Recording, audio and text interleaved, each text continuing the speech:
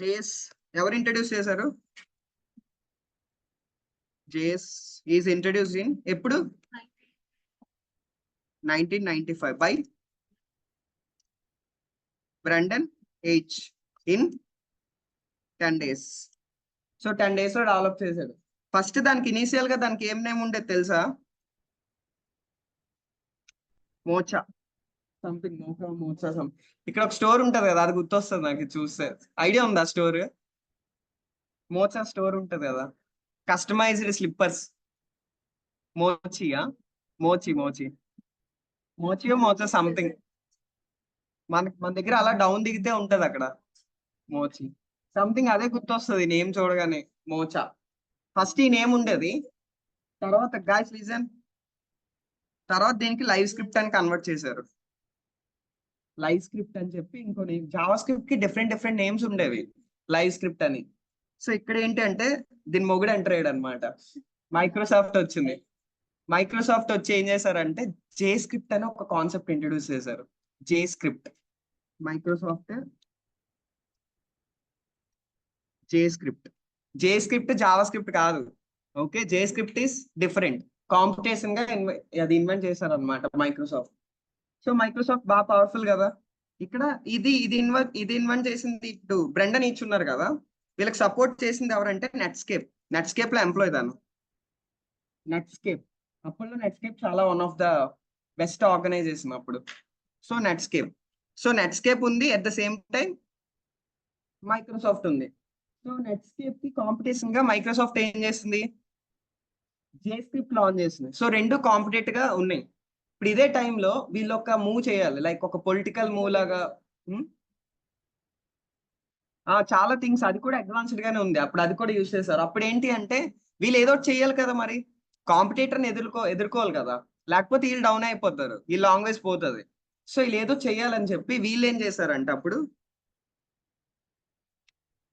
Java build చేసింది ఎవరు?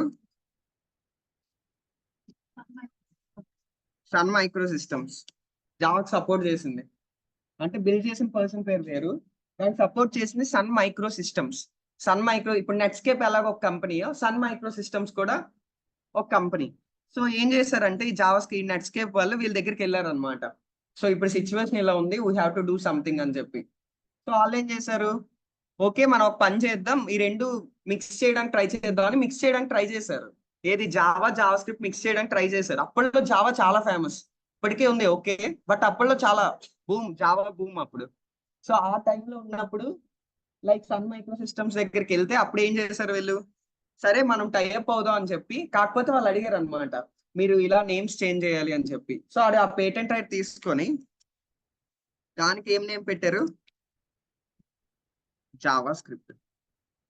రెండు జావా స్క్రిప్ట్ వేరు, జావా వేరు, బట్ అయినా నేమ్ ఎలా వచ్చింది అంటే ఈ థింగ్స్ జరగడం అని. వాళ్ళు అప్పట్లో వార్స్ అయ్యేవి, నార్మల్ వార్స్ కాదు, బ్రౌజర్ రిలేటెడ్ వార్స్. అంటే లైక్ మొత్తం ఇంటర్నెట్ లోనే వార్ అయ్యేది అనమాట. అంటే ఇప్పుడు నువ్వు ఒకటి లాంచ్ చేస్తే నేను ఒకటి లాంచ్ చేయడం, ఇప్పటికే అవుతున్నాయి కదా, ఇప్పటికే అవుతున్నాయి. కానీ అప్పుడు ఆ టైంలో అయినప్పుడు వీళ్ళు మూవ్ తీసుకున్నారు. ఈ మూవ్ తీసుకున్న తర్వాత జావా స్క్రిప్ట్ చాలా ఫేమస్ అయిపోయింది. సో అప్పటి నుంచి ఇంకా జావా స్క్రిప్ట్ చాలా యూజ్ చేస్తున్నారు. సో జావా స్క్రిప్ట్ చాలా ఎక్కువ మంది యూజ్ చేస్తారు, ఎందుకంటే జావా స్క్రిప్ట్ తో మల్టీ థింగ్స్ చేయొచ్చు, మల్టీ పర్పస్ ఉంటుంది జావా స్క్రిప్ట్ కి. సో అర్థమైందా ఫస్ట్ ఏ నేమ్ ఉండేది ఏంటి అని. ఇప్పుడు 1995 లో కదా లాంచ్ అయింది. 1997 లో ఏమైందంటే ఇక్మా స్టాండర్డ్స్ అని చెప్పి ఒకటి ఉంటది.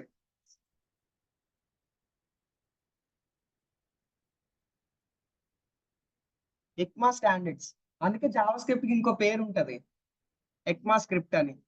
ఈఎస్ ఈఎస్ అని ఎవరైనా విన్నారా? ఈఎస్ ఈఎస్ ఈఎస్ అంటే ఎక్మా స్క్రిప్ట్ అని చెప్పి, ఈఎస్ అంటే ఎక్మా స్క్రిప్ట్ అన్నమాట. మీకు ఈఎస్ 6 కాన్సెప్ట్స్ జావా స్క్రిప్ట్ లో ఉంటాయని చెప్పారు ఎవరైనా?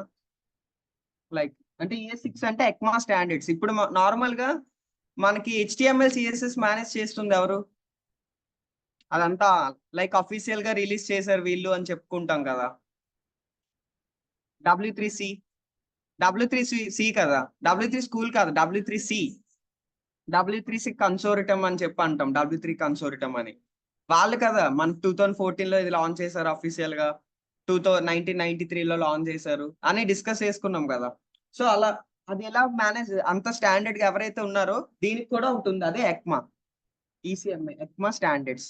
సో వీళ్ళు 1997 లో ఫస్ట్ జేఎస్ ఫస్ట్ ఇది లాంచ్ చేశారు. దాని వెర్షన్ ఈఎస్ 1, తర్వాత ఈఎస్ 2 వచ్చింది, తర్వాత ES 3, ES 4, ES 5, ES 6. ES 6 ఎక్కువ డిస్కస్ చేస్తారు అందరూ. ఈఎస్ 6 ఇప్పుడు మీకు కూడా ఈఎస్ 6 అని మీకు రిపీట్ అవుతూనే ఉంటది డైలీ క్లాస్ లో, అంటే చాలా దగ్గర రిపీట్ అవుతుంది. ఎందుకు ఈఎస్ 6 కన్నా మరి ఈఎస్ 7 కూడా వచ్చింది అలా అయితే, మరి అది ఎందుకు కావాలి? ఇప్పుడు కోవిడ్ ఉంది కదా, కోవిడ్ చాలా ఫేమస్ కదా, అంటే బిఫోర్ అందరికీ తెలుసు కదా కోవిడ్ ఎందుకు. బికాస్ కోవిడ్ వల్ల చాలా చేంజెస్ జరిగాయి, ఎఫెక్ట్ అయ్యారు, పీపుల్ ఎఫెక్ట్ అయ్యారు, అండ్ కంపెనీస్ కూడా చాలా చేంజ్ అయ్యాయి. కంపెనీస్ కొన్ని కంపెనీస్ ప్రాఫిటబుల్ గా కన్వర్ట్ అయ్యాయి. అంటే మేజర్ చేంజెస్ మనకి కోవిడ్ తర్వాతే కదా అయింది. ఐటీ బూమ్ వచ్చింది ఎప్పుడు? కోవిడ్ తర్వాతే. ఎందుకంటే పీపుల్ అడాప్ట్ చేసుకుని, కంపెనీస్ అడాప్ట్ చేసుకుని మనం డిజిటల్ గా బిజినెస్ చేయాలి, నార్మల్ గా మాన్యువల్ గా ఉంటే కష్టం, డిజిటల్ గా చేయాల్సిందే అని చెప్పి అలా అడాప్ట్ చేసుకోవడం వల్ల అప్పటి నుంచి ఐటీకి బూమ్ వచ్చింది.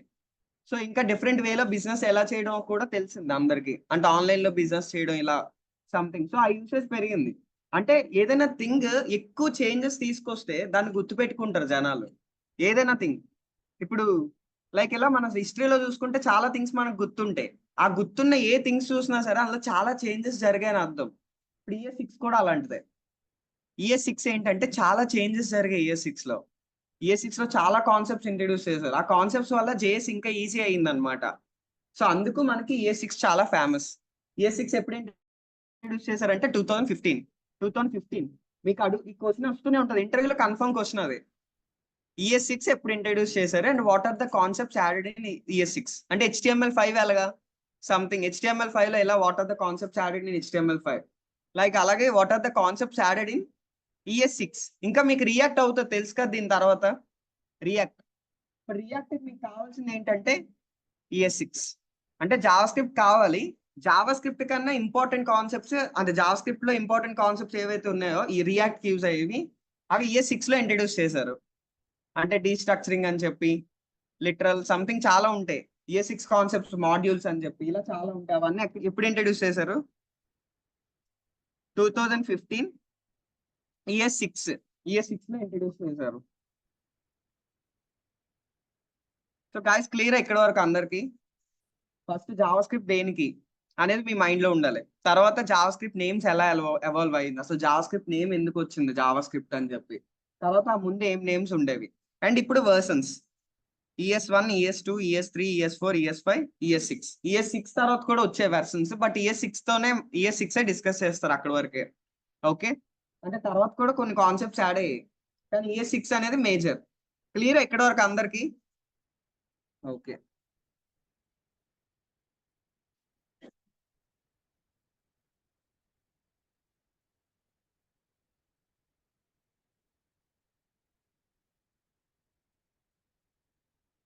ఇవి చూడండి.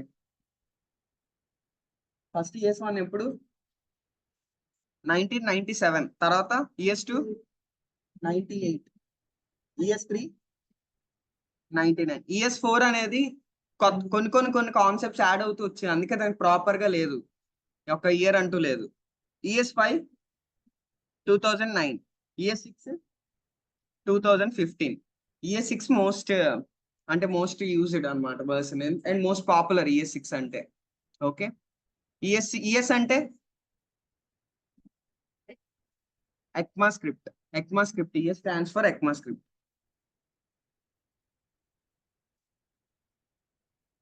సో ఇవే ఇక్కడ డిస్కస్ చేసాం. ఎవరు ఇంట్రడ్యూస్ చేశారు? బ్రెండన్ H 10 days లో బిల్డ్ చేశారు. తర్వాత దానికి ఉన్న నేమ్ ఫస్ట్ మోచా, తర్వాత లైవ్ స్క్రిప్ట్. తర్వాత ఏమైంది? Microsoft response introduction to J script introduce చేసిన తర్వాత వీళ్ళు ఏం చేశారు?